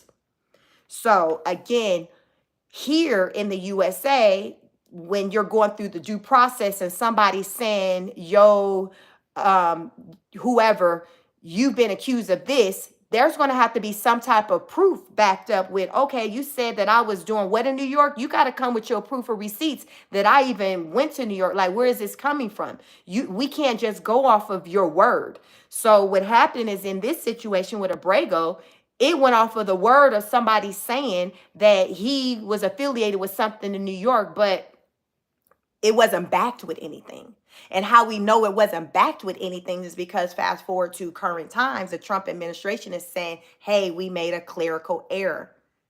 What is the clerical error if you got your receipts to support that this man was involved in a gang in New York? He's a Maryland citizen, but someone told you that he was affiliated with a gang in New York where he's never lived. What's the clerical error? Is the clerical error you forgot to follow up with seeking out proof of this? I'm just want to know, because I never seen where it was elaborated as to what exactly the clerical error was. I haven't seen that. Y'all let me know if y'all seen that. Zenith describes the accusations as vague and uncorroborated and noted that the Trump administration has introduced no evidence of criminal indictment or complaint into the record. This is that issue I'm talking about. There's no proof that's been shown. You're just coming back saying, oh, my bad. I can't do ish with my bad. Like, imagine somebody effing you over and they coming back saying my bad. That is what they're saying. They're like, yo, my bad. Listen, I'm on that. Listen, I meant well. I know we effed up, but I promise you we meant well. I promise you we meant well. Like, it happens, it happens. But we are trying to do better. We got some new staff. We've hired some more, some people who are kind of, more professional and better at figuring these things out. We had to let some people go because they weren't cutting it. It's unfortunate. Abrego got caught up in that, but we have some stronger people who are sifting through these files, helping us to determine who's criminal, who's not. So going forward, remember, listen, going forward, we're going to do better. We're going to do better. Because them 200 plus that we done already touched and sent out, listen, yeah, that is what it is.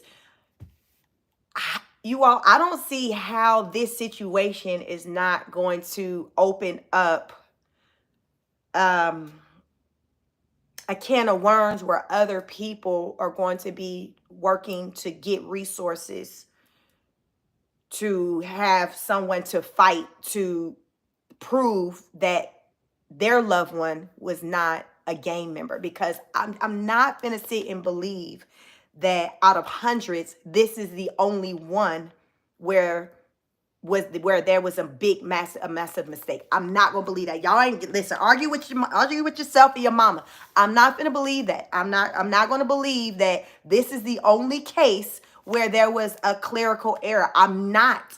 This is the one case that got media national attention to where they were prompted to have to go back and do the due diligence that should have been done from the beginning. So because they was forced to go back and look at that one, it's like, oh snap, we effed up. But using common sense, you can't believe that this is the only case that they effed up on and they made a clerical error on. They not even following up on what that even means. What is a clerical error? Because to me, the clerical error is given, I didn't go beyond somebody dropping a name. I didn't go beyond that. I just went with somebody just saying, like, to me, that's what it's given, because they haven't shown, like, they haven't shown any receipts. They haven't shown any receipts. To me, I don't know. Listen, let's carry on with this case. More appeals in the case are likely. Still, the Trump administration appeared unwilling to back down. In social media posts Thursday night, the White House Deputy Chief of Staff, Stephen Miller, framed the Supreme Court's order as a rejection of the lower court's reasoning. The justices made clear that a district court judge cannot exercise Article 2 foreign affairs powers. He argued that El Salvador is holding, quote, the illegal alien terrorists, unquote, in custody, not the U.S. government, leaving it unclear exactly when or if Abrego Garcia will be returning to Maryland. Ain't that some ish? Remember, the Trump administration have already said we made a clerical error. It's double talk. It is double talk. How do you say I made a clerical error, but then you got somebody over here saying, well, I mean, the federal judge, they overstepping. They shouldn't be in the business anyway. Why they even looking at it anyway? You see, that's a deflection. That's gaslight. Like, okay, what we not gonna do is remove our attention from what this judge have unfolded, and you want to put the focus on, well, they shouldn't have been looking over there anyway. Okay, well, yes, even if they did F up, I mean, what is it to you? It's not your jurisdiction to call us on our F up. That's what I'm getting from it. It's a deflection. Like, wait a minute, you're acknowledging you effed up over here. Your folks acknowledging, the Trump administration have acknowledged we made a clerical error. We're working. We don't know when we gonna be able to get them back. But then you got somebody over here doing double talk, saying, well, that federal judge, I mean, they was out of order anyway for even making a ruling on this case, and that this person is a legal alien terrorist. Wait a minute. You got an argument now that this person is still an illegal alien terrorist, but though some days ago, the Trump administration said we made a clerical error. Which one is it? Maybe let's unpack what the clerical error is, because it's double talk. It's effed up, and it's not a position I would wish on any one of you. I will say that, regardless of who you subscribe for, who you vote for. I'm a person about right and wrong, and it has nothing to do with how I voted. It's a matter of if I rock with something or not. Like I said, people who I love and support, I don't always rock with all of their decisions. I think that's most people. Otherwise, we wouldn't have arguments and disagreements with one another, with our loved ones, right? Right? It is not that deep. You're not going to always be in support with how everyone that you love and care for move. That's when you call them, like when you do correction, when your children act up at school, act out in public. You ain't here for them shenanigans, but guess what? You call them out on it, right? You still rock with them. You're still in their corner, but you're not rocking with that behavior. You're calling it out on that behavior. It's no different. It is no different. And that's what I want to drive that point. The Trump administration, they've done some things to where it's just like, okay, this is one where I can't rock with, because I feel like when you're taking those type of extreme steps to send people to CCOT, you should have your receipts in tow to be able to back that, to support that, because that's very extreme. And it may be deserving. I'm not, extreme, that's fine. But you need to be able to support that and back back that up if this is how you're wanting to move in this situation. Be able to support that, because I strongly feel like the press conferences that they've had with gathering up the MS-13 gang members, they got the receipts that they need. Otherwise, they wouldn't just specifically be on the news doing press conferences smiling from ear to ear about how they got to win. That's because they know they got all the paperwork and the receipts for the win. So they like, yo, who gonna check me, boo? Just what you want. I got it. I'm ready. It's a different kind of energy you sit in when you know that you got your ducks in a row. You like, come forward, come with me. Now I'm ready. I can show you whatever. So that's why they were confident to step to the front of the camera to speak on it in that type of way. But they haven't been confident like that with those other 200 plus about almost a month ago they sent over, because it's given that they don't have those type of documentations like that. They don't have it like that. It was more on some high level of, well, hell, we need to get these numbers down, giving on some El Salvador type stuff. Remember, El Salvador over there rounding up people and doing their investigations later. And after they do the investigation, then they release you. That's the order with how El Salvador is moving over there. That's their law. And the president over there is saying, yo, like, casualties of war, like, it is what it is. Like, sometimes an innocent person might, catch a stray from this, but it's for the greater good. His mindset is more so like it's centered around numbers. Okay, well, if we round up 50 of them, 10 of them might be innocent, but hell, at least we got a good 40 of them that aren't. So the other 10, it just comes with the territory. You see what I'm saying? Like, this is the mindset. This is their mindset. They're like, well, at least we got the bulk of them. Some people, it might be some innocent people who are caught up in it, but at least we got, the bulk of them off the street. So that's the part that he's sitting in. So he feel like it's a winning process. And as a result of how they've been moving and just rounding these people up, kids have been going back to school. A lot of the kids, when they had these gang members that were heavy in the streets, a lot of the kids weren't going to school because they were afraid of encountering the gang members. So they stopped going to school. One of the people in the documentary, he said at that time it might be 3 to 5 kids that would show up to school on a day because they would be fearful to go to the schools. And then once the government got aggressive with rounding up gang members, then they seen, like in the documentary, it looked like in a class, it probably was at least 20 kids. So remember, he said it was like 3 to 5 before. So more kids are feeling confident with going to school. So the president over there is like, yo, like, I understand, it's some people who are innocently, being grabbed and picked up and thrown behind bars. But listen, most of them are guilty. So we're going to sit in that knowing that, well, most of them are guilty. Yeah, it might be some innocent ones, but listen, it is what it is. It is what it is. And I don't like the sound of that just because I don't feel like any innocent person should do a day in any type of jail. That's just whether it's county or prison, state, federal. I just think that before someone is thrown in jail, that there should be proof that this person committed named crime, said crime, and that's just wherever. But I understand that it's not always like that. How many of you all know people who, or maybe you have been someone who's been locked up and you didn't do it? You didn't do it. Now, I'm going to say most people who are locked up, I believe they rightfully are locked up, but I think you got a good percentage of people who are locked up and they shouldn't be.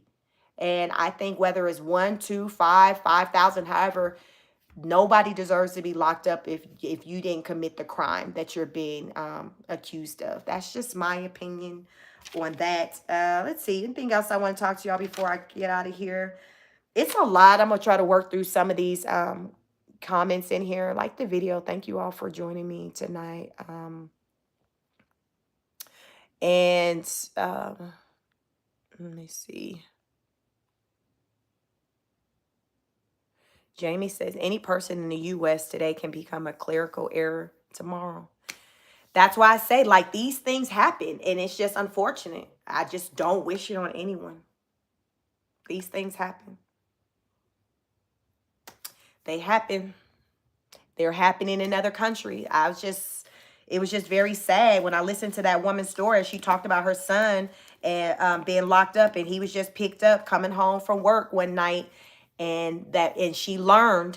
I don't even know who she said told her, but somebody, I guess, within the police, within law enforcement told her.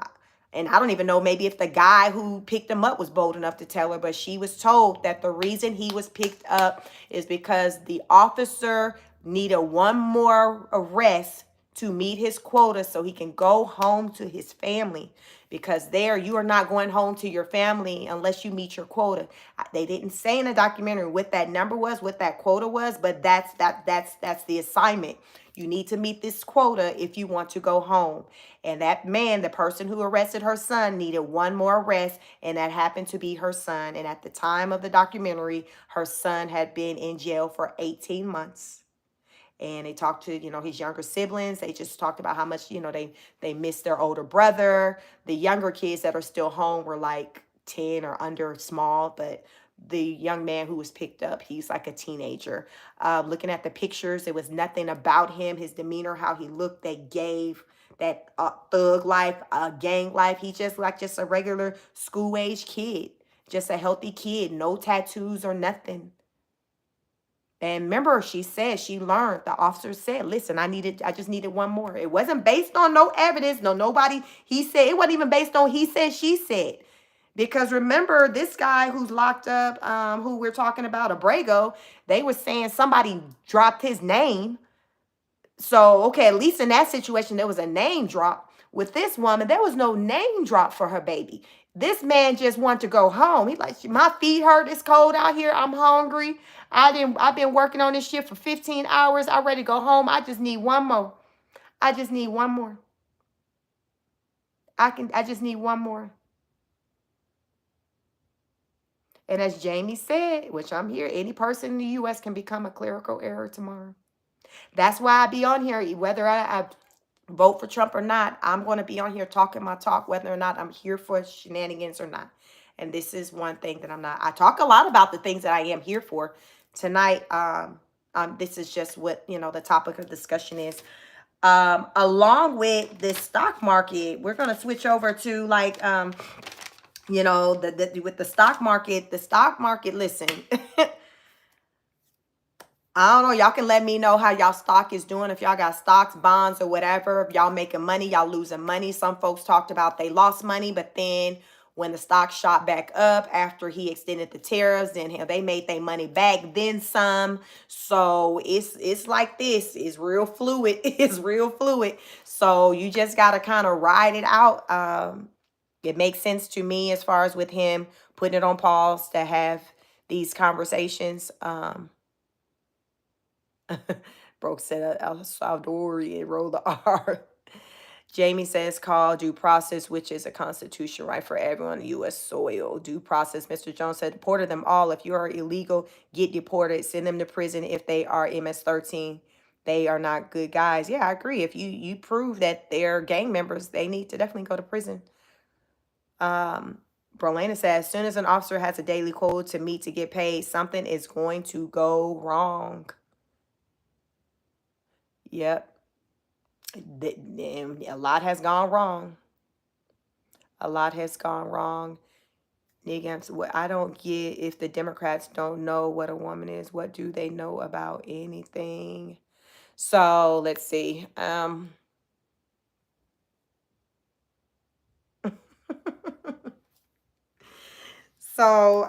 Yeah, that's it, it's a lot going on. The stock market, it it's been like a roller coaster. It's been like a roller coaster. It's in the let's see, the Dow went down about 1,500 points following his announcement of the steep tariffs on China. So these little things, these changes that Trump has been making, and has been impacting the stock market. It makes sense for it to impact it, but even as Trump's been, going back and forth with his decision making, he doesn't want to see our country go into, a depression. He's like, he understands there's going to be some pains, but his limitation is, listen, I don't want us to go into a depression. So my thoughts is that when he's seen, how things were going as a result of the tariffs that he was putting out there, he's like, okay, let me pump my brakes. These people are willing to talk.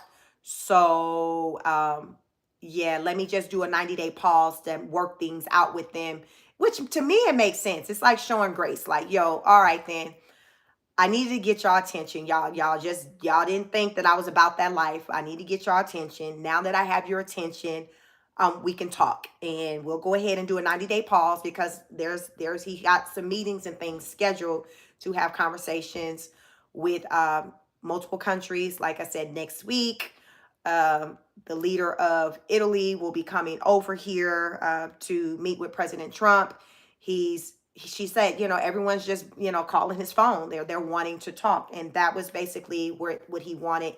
He wanted to get to a place to where people were like, yo, I'm willing to talk. I'm ready. Like, listen, I'm ready. I wasn't ready 3 days ago, but I'm ready now.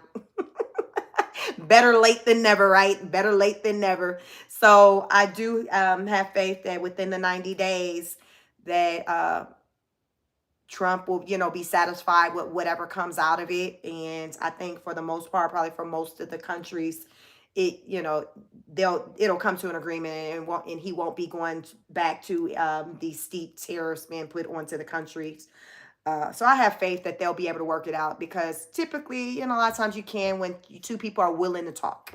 So the fact that these countries are like, yo, I'm willing to talk, then to me that says a lot, and it'll get to a point to where they're willing to acquiesce to, okay, what it is that Trump is wanting. Because from what I was hearing or reading, as far as with China's got this, listen, whatever, you're not going to bully me, I'm not doing it.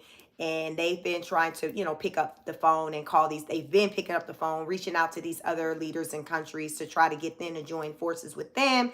And those leaders are like, you cool and all, but big bank take little bank. U.S. is big bank, so we can't risk the relationship we have with the U.S. By aligning with you. We already see, it's basically some tension between you, China, and the U.S. So it just wouldn't be beneficial for us to kind of get caught up in that, because we got some things, some deal business. We conduct business that rely on just the U.S. and their cooperation. So good luck with that. Good luck with that. But we're going to go ahead and come over here and have this conversation with him and see what we can work out. Because it's really like a every man for themselves. These countries are not willing to mess up with they situation for China. Just like I don't see China being willing to mess up they hustle for someone else. Every man for themselves. So I think it is a smart move for these countries to have these conversations with President Trump about how both of the countries can kind of work together, come to a happy medium where there's fair tariffs, if there is talks of maybe potential businesses, manufacturing things coming over to the U.S., I don't know. I just think it makes sense to have those conversations. So with that being said, to me, it makes sense to put a hold on the 90%, these tariffs for 90 days while they, work that out. So that's what, 3 months? So I don't know. To me, it makes sense to me. It makes sense to me. I can certainly see how it can just cause mayhem, to the stock market and people, business owners, as they're trying to navigate through the process of, with the resources and trying to find other companies, maybe businesses within the United States to do business with in place of other countries where they maybe, or China or whoever who they normally get goods from. Because I was listening to an interview with a man out of New York, and his business, he sells like fish or things. I don't know if he sells it and it goes to one single restaurant or different restaurants, but he's like, yo, like, I'm fine with doing business with American countries. I'm sorry, American businesses, but I don't, for my business and what I need, like, there's no American business that can supply me with what I need to operate my fish business. I think his I don't know if his fish was coming from China or wherever, but he's like, yo, like, I hear what you're saying, but as of right now, to have a hard stop on, me getting my products from this other country, like, that's going to F me up, because I don't have anyone in the US that I can turn to just suddenly just pick up and become my supplier, be that resource. And I've heard, other business owners speak that same way, where they're like, I can't overnight just switch gears like that. So I think that right now with Trump and these tariffs and things with going up and down, my background, for those of you who may be new to my channel, is clinical mental health counseling. So a lot of things I talk about is from the psyche, emotions, things like that. So to me, with the tariffs and the fluctuations and going, to me, I can see how it can have an impact, a psychological and emotional impact on a person, in particular a business owner, because anyone who owns a business or know anything about business is heavily centered around planning. And planning, you are within that planning, you're thinking about just the operational costs, expenses, and things like that. So if you do have to involve like suppliers and things like that, you need to know who that supplier is going to be, how much money you're going to be allocating to that supplier, how long it's going to take for you to get said products from that supplier. You see all this planning that goes. So for suddenly to learn overnight, this supplier is not going to be an option. You have to think about how you're going to pivot to utilize someone else, another supplier, to replace them. And even if it's even possible, because some of these business owners I've talked about with their business is no one like in the US that can supply them these particular things, for their business, which is why they go outside. So again, on this channel, I talk about things from just the different angles, the different hats, because I do have the ability to put myself in different people's shoes. That is just something that's not hard for me to do. That's why a lot of people take notice. I'm very balanced because it's rooted in me being able to position myself in the seat of a business, a person who has a business, because I know what that life is like, operating a business, having to get product. You got your supplier who you get your product from. So I understand what that is. I, of course, know what it is to be a consumer, to have to go out and purchase things. I understand what that is. I understand what Trump is trying to do with wanting to have business things made in America again, manufactured here, so we don't have to get it elsewhere, and we can become a stronger nation with creating our own products, because right now the bulk of our products and the things we use come elsewhere. So bringing that back in house is going to create jobs. Like, I understand all of that. I understand China, like, yo, like, you messing up my hustle. It's been working, like, player. Like, why you messing up the game? You was making money. We was making money. Now, we probably was making money over here, but you was getting to yours too, So they like, yo, like, why you messing ish up, Trump? Why you messing ish up? We've been doing it like this forever. I know you was on Oprah 20 years ago talking about how things is effed up and what we was doing, but listen, everybody's still been getting to the money. Everybody been getting to the money, so I don't understand the problem. Why you just trying to get to more money? You getting some money. Why you need more money, Trump? Why you need more money? So I can see it from all these different places. And on this channel, I talk about it from all these different angles. So understand that I do get it. I understand what's going on, and I'm speaking on it from all these different angles, because I think what people don't do enough of is putting themselves in other people's shoes. And I think when we put ourselves in other people's shoes, we can better understand one another. And so there'll be some times when I'll share stories and I'll lead with, hey, think about if it were you or your loved ones, because sometimes that's the only way we can get people attention is when it hit home. When you start to feel it, and it's just like, dang, that is effed up. Now that you said that, that is effed up. Oh, that's it. Now you like, oh, hell no. Because you feeling it now like it just happened to you. It's some effed up stuff. And it's not hard for me to do that, but that's my ability. That's how I connect with people. That's how I understand people. And that's how I know, okay, when I come out here to talk about how to advocate for people, regardless of who I voted for, because I voted for the person who's doing these things. But I'm acknowledging, no, that's not right. That's not right. You might have went well from this angle, but we got to pump our brakes. If we do want to clean up our streets and get it to be a certain way, we got to do it the right way. So therefore, we don't have to be stuck in a situation to have to undo some ish. And we sitting with our pants down like, I don't know how to undo it. My bad. That's an embarrassment. And y'all, I can't help but to wonder like what's going on with this guy, given the fact that the guy who's over in El Salvador, wondering like as far as with his well-being, because y'all know once he come, even if they get him back physically, mentally, emotionally, you don't go to CCOT and come out the same. Like that's just not what you're doing. This man is listen, this man gonna need counseling. He gonna need counseling. He gonna need somebody couch to lay on, because he gonna been seen some things, experienced some things. And prison life, it changes you forever. Anybody who's done any type of time, probably people who've gone to county, like, yo, like it's life changing.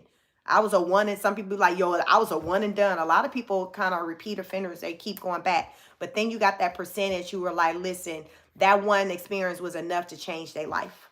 And CCOT definitely gives that. It's that experience that will change your life.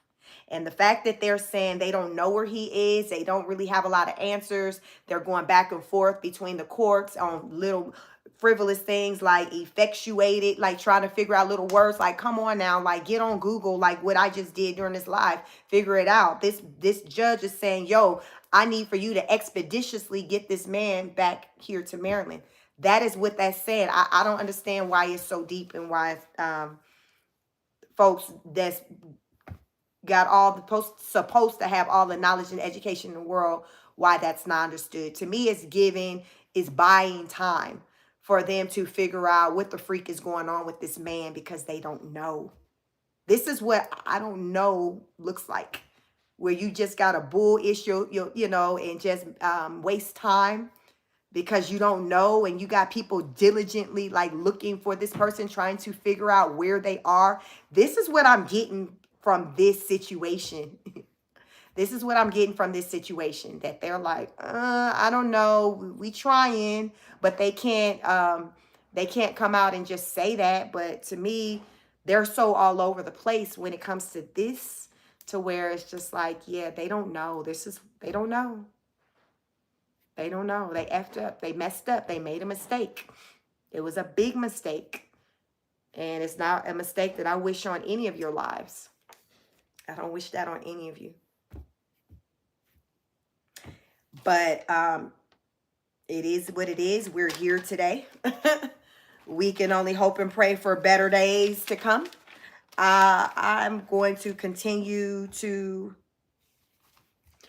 follow the story.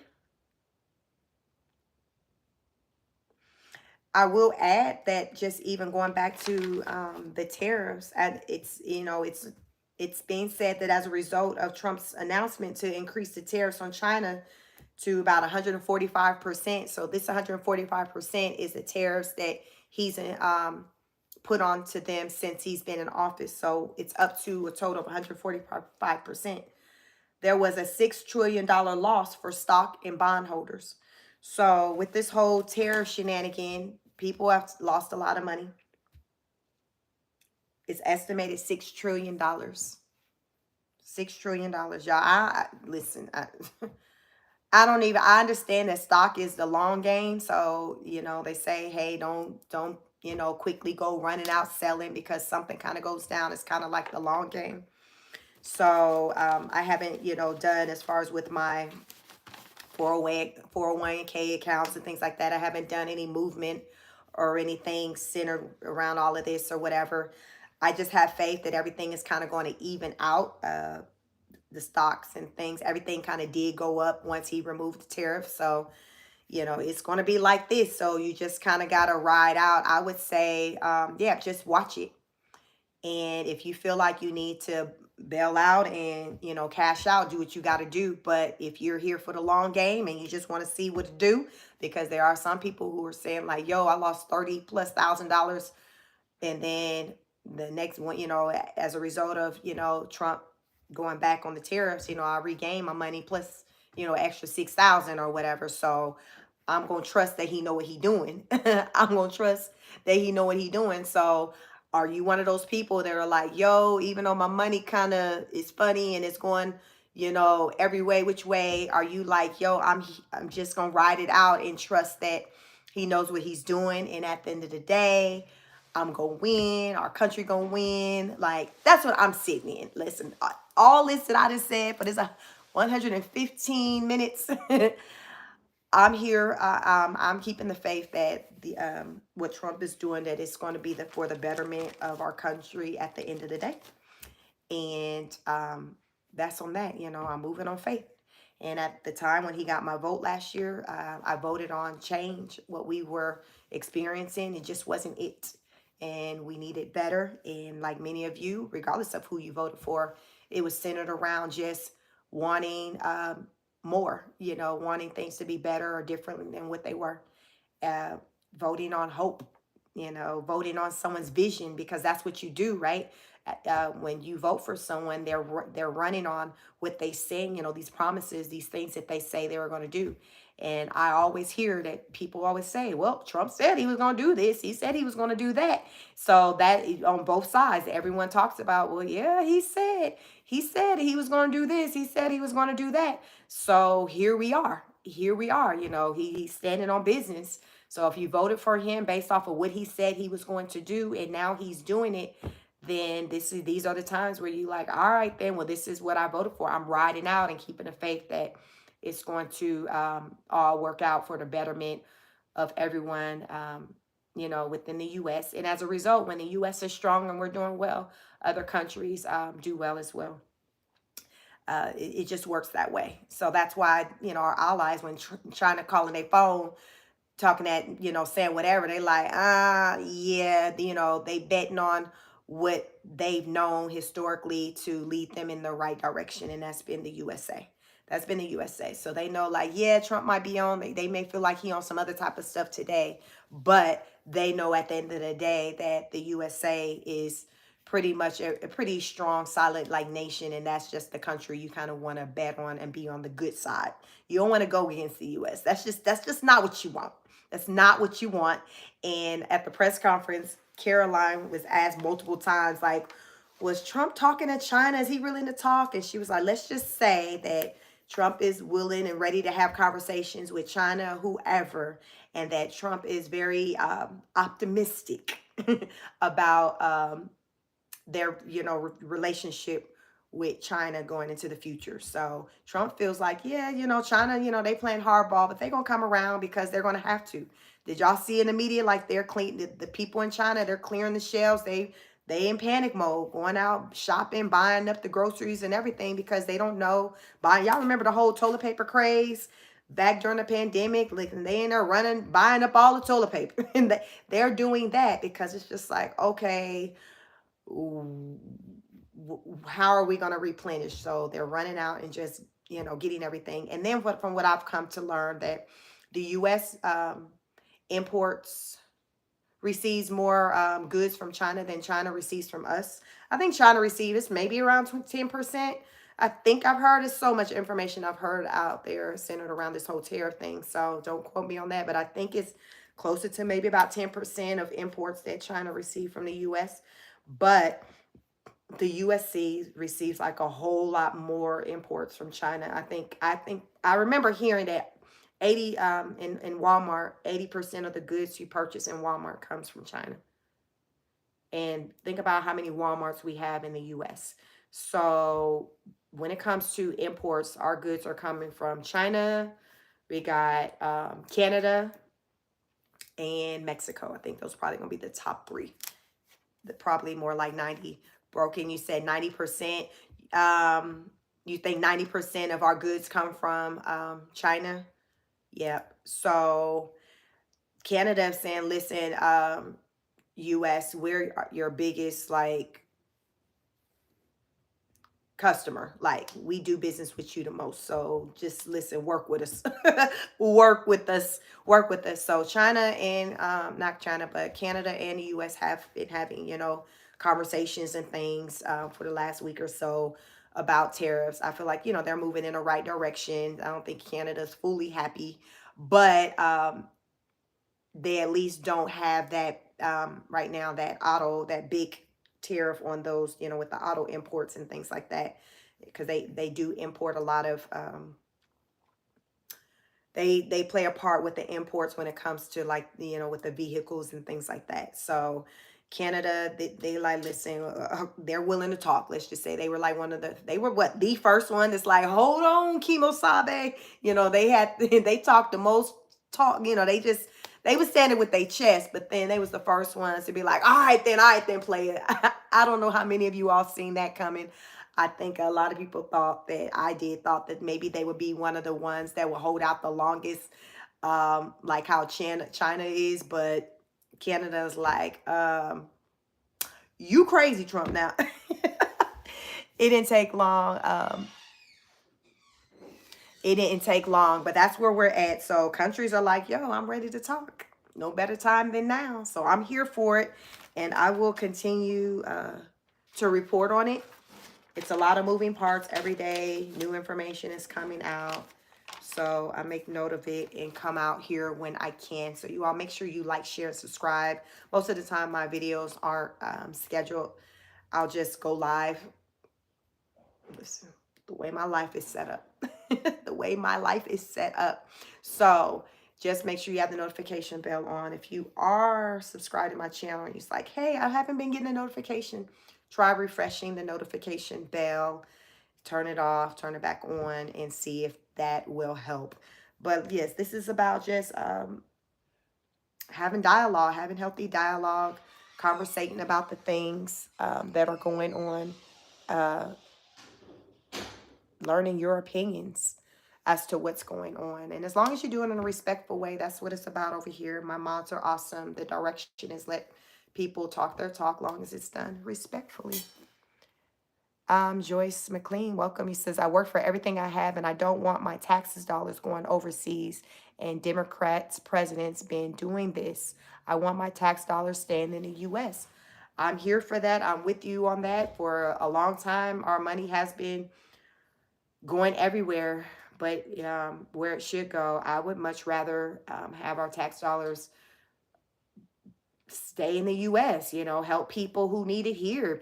Our homelessness is just crazy.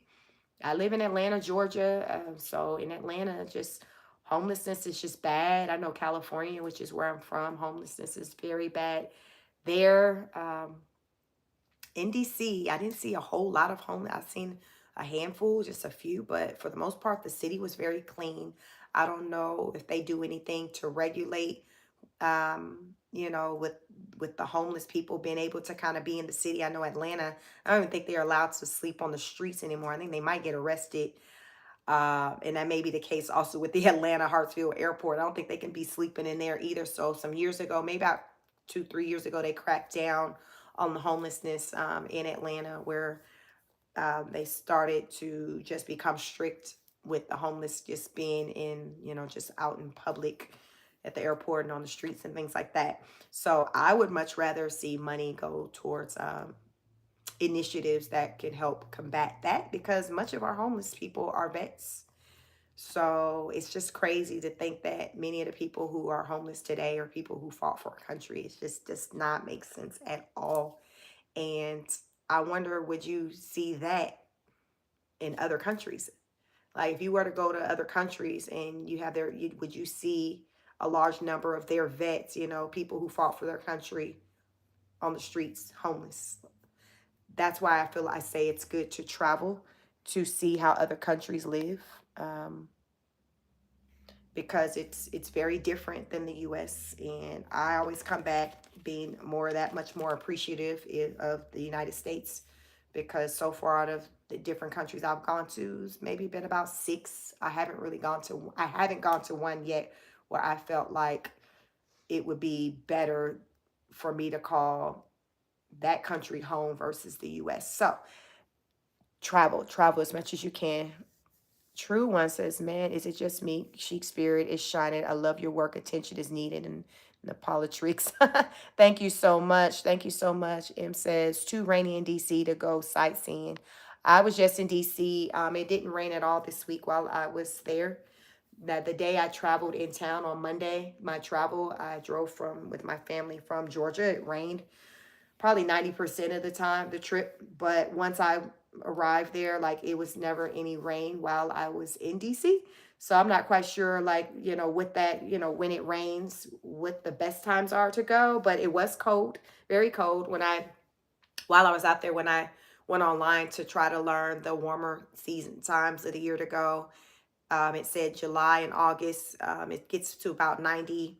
And then in the fall, maybe around like September, it'll get to like low 80s. In October, maybe in the 60s, maybe 70s. So in the future, I'll probably try to visit in the fall time. Usually most of the time I travel during the fall. So keep that in mind, but no rain for me this week while I was in DC. I actually got out of there just maybe less than an hour before there was a plane crash.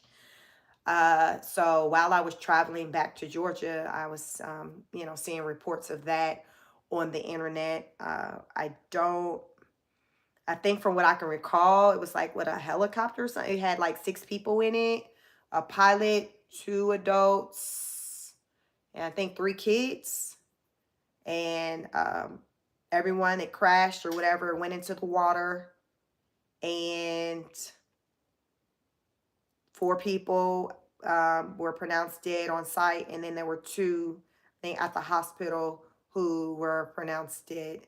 So yes, that's all that I know pertaining, to that situation. But that all happened like probably not even an hour after I got on the road to head back home. So I did have some people reaching out to me, subscribers and things, checking on me. Thank you so much.